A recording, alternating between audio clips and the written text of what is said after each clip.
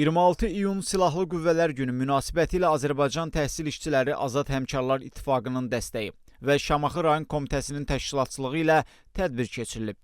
Əvvəlcə ümummilli lider Heydər Əliyevin abidəsi ziyarət olunub, xatirəsi ehtiramla iade edilib.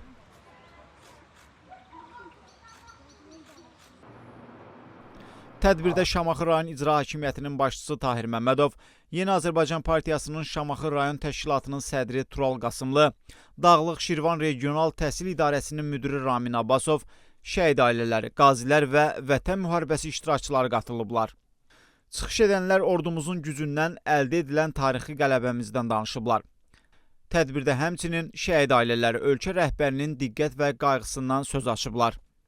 Tədbirin sonunda şəhid ailələri, qazilər və vətən müharibəsi iştirakçıları fəxri fərman və hədiyyələrlə təltif olunublar.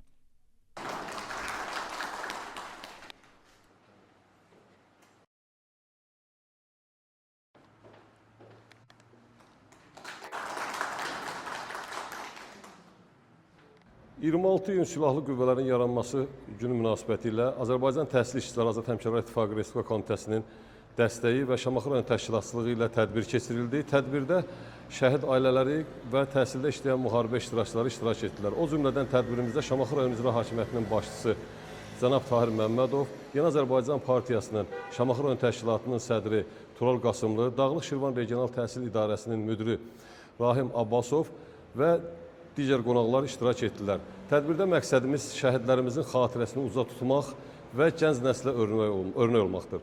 26 iyun Silahlı Qüvvələrin yaranması günü münasibəti ilə başda cənab Prezident İlham Əliyev olmaqla bütün Azərbaycan xalqını səmimi qəlbdən təbrik edirik.